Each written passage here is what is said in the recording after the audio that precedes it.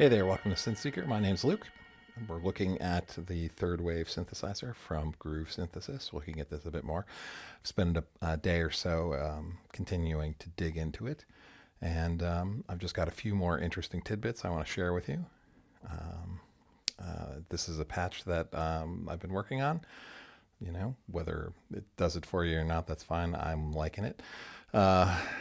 So this is a great synth. I'm having a lot of fun exploring it. It is definitely got its own sort of quirks, and there's definitely some things that are still being worked on, and that's fine. But I thought I would share a few things with you. Some observations. So this patch is 4 parts. Really, it's just 2 parts that I've panned hard left and hard right, just to make them, a little wider. Right, but if I was to, let's bring these down. So if we shut up 2 of them, we put the other 2 in the middle. Here we go. We'll just bring these back to center.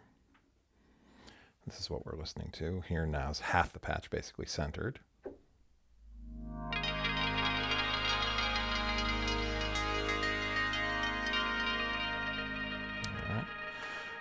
And it's made up of 2 layers, right?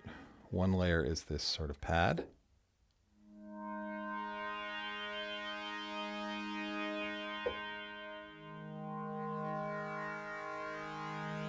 Nothing special. It's very relatively plain wavetable we're slowly moving through. And then there is this sort of plucky thing going on.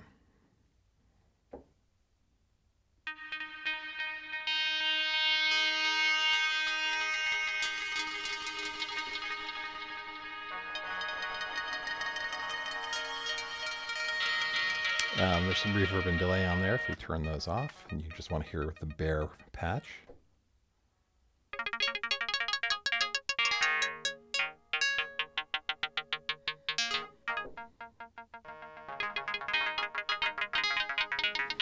Okay, and what this is basically is a wavetable that we're slowly opening and closing the filter on.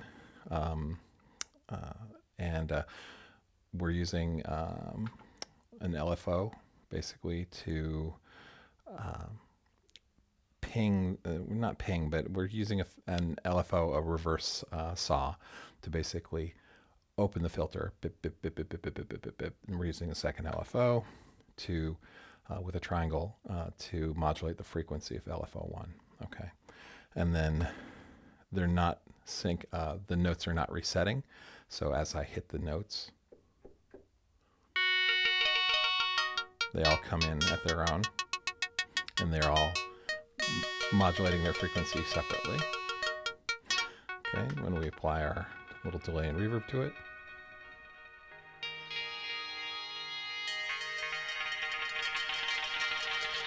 right, we get our sort of random space plucky, rain in the background. And then just laying a pad under that.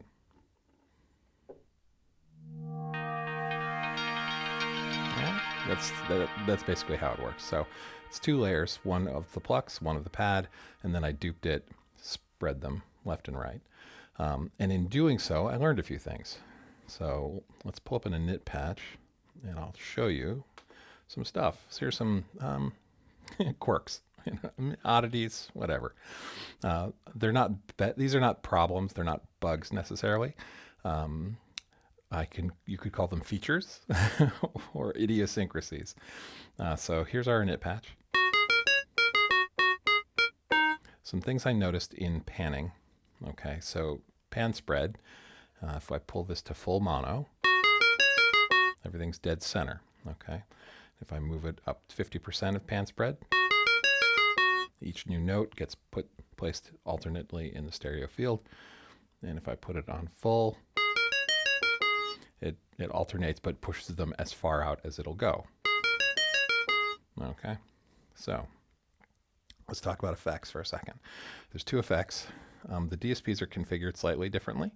On effect 1, your effects are the bucket brigade delay, stereo delay, some modulation effects, distortion, Leslie, ring mod, and that's it. No reverbs on effect 1. That's fine. You'd expect that you're going to put them at the end of the tail too, but for whatever reason, they're limited slightly. Okay, that's fine. So let's talk about delay.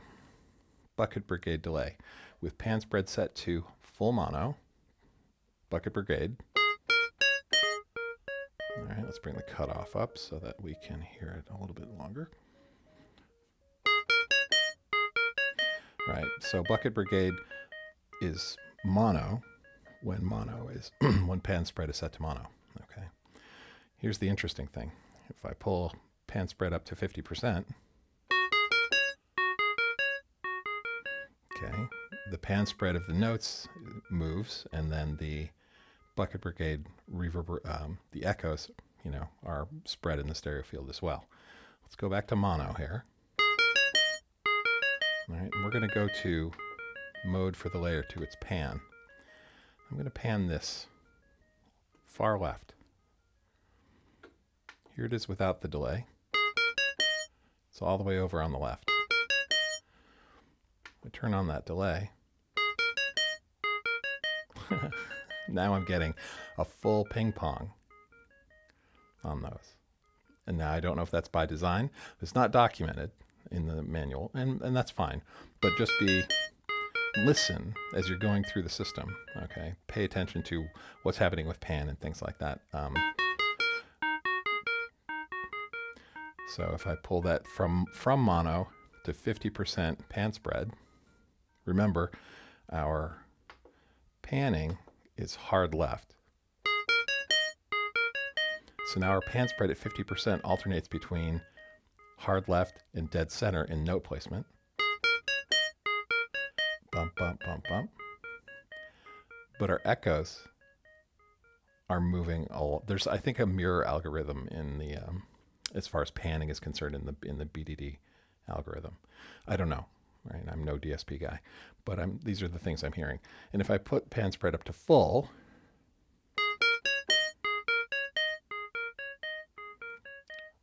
yeah, it's definitely this ping pong effect. So the notes are coming in hard left, center, and the echoes are hard right, center, hard right, center, hard left, center, hard left, center, hard right, center, hard right. So like the echoes are moving across the field like this. They're ping ponging back and forth when pan spread is not on mono. When it's on mono, it's nothing in the center. It's just full left and full right on those echoes. But if I turn pan back to center, and now I've got pan, this is the multi-part pan position is at center, and pan position is now in mono. Bucket brigade delay echoes are all dead center. So just be aware, if you want to place your delay echoes in the middle, you need to actually have pan at the middle. You can't sort of offset them. If you do, it starts actually smearing further out. It's interesting. I'd love to have a detailed, one day, if Bob or whoever authored this algorithm can give us a detailed write-up of how it works, just so that so it's predictable. That would be nice. But it's fun. Right now I'm having a great time just adventuring and exploring. So that's some pan oddities. And that's with the BDD, right? If we go to stereo delay, we've got pan spread at mono. Here we are in the stereo delay, and our panning is center. It's not exactly mono. Those delays are moving a little bit to me. I could be off. My hearing could be going. But then if I bring pan spread up to 50% or noon,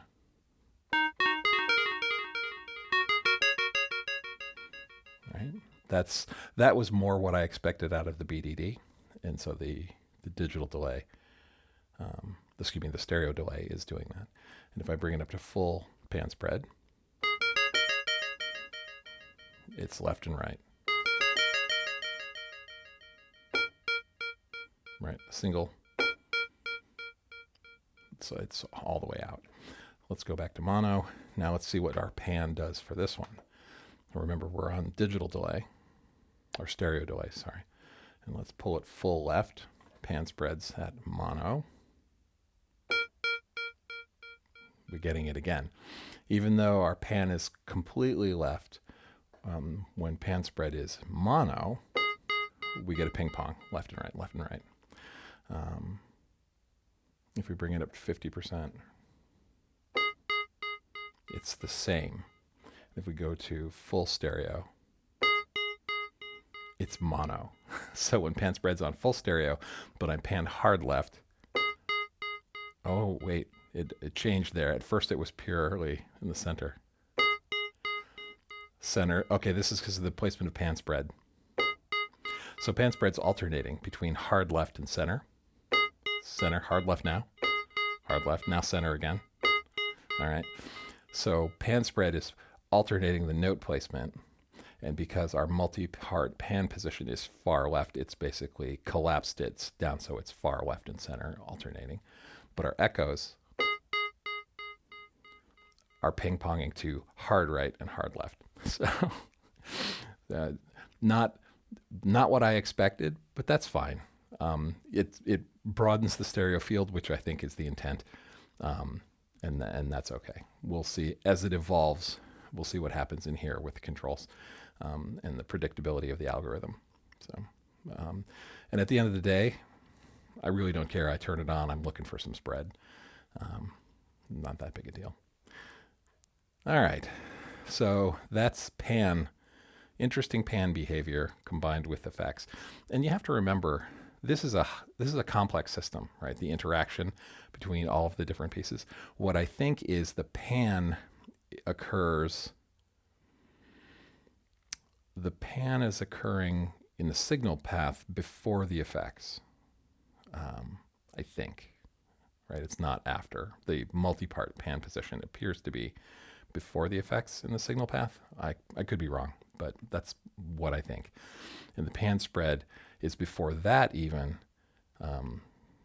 So yeah, I think the pan spread is determining where the signal is falling left and right. Then it goes into multi-part pan, which can collapse it down.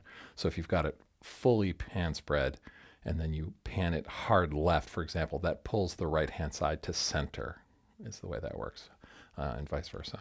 So, I don't know. What are your thoughts? All right, so that's some interesting things with pan and effects. All right. Now, anyway, I was going to talk a little bit about some of the sync issues. I've been testing those, but I'm getting like a kind of intermittent behavior depending on whether I'm using USB MIDI or DIN MIDI. I'm using DIN MIDI right now because USB MIDI does introduce a little noise, and I've confirmed that using various USB ports, on a hub or a Thunderbolt dock and things like that.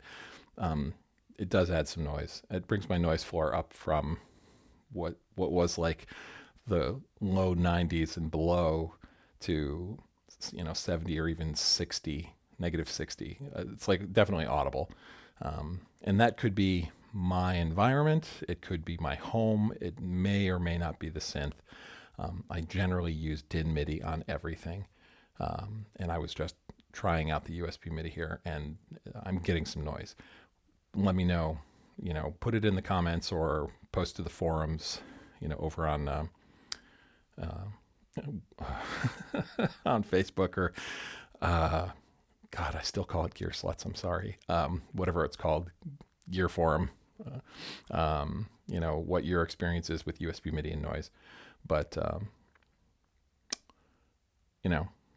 that is what it is. We'll see what happens.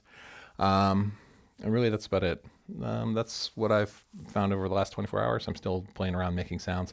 One last thing. Here we go. We're in okay, turn off the effects. Just for demonstration, old PPG waves versus new PPG waves and crunchiness. So let's open the filter all the way. Okay. So when you get to the upper and lower extremes of the wavetables, Can you hear the noise there? That's that furriness, that crunchiness. I'm gonna turn on a waveform smoothing because that basically removes it. This is what the new hardware will do for you, right? Whereas the old PPG stuff, you always had that crunchiness. I'm just gonna alternate waveform smoothing on and off. You can hear the difference. On, off, on, off. I'm sorry if that's shrill, but there's aliasing noise in the background very clearly, and you hear it on the low end as well. Off, on. Talk about waveform smoothing. Off, on.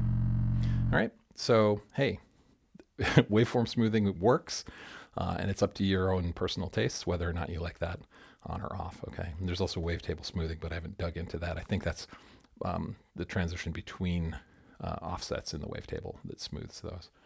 And upper wavetable is a feature, is the maintaining of a feature that was in the PPG, which I'm not going to get into. It's covered in the manual, so I'll get to that eventually. But waveform smoothing is a thing. It is audible, and I think it definitely does what it says. It smooths out the waveform, removes aliasing, filters it out, or smooths it out. Anyway, thanks for spending time with me as I sort of explore this thing. These are kind of rambly videos. I apologize if that's annoying for you, but I'm really enjoying exploring this synth, and we'll see where it goes. All right. As always, you've been watching Synth Seeker. Have a great weekend.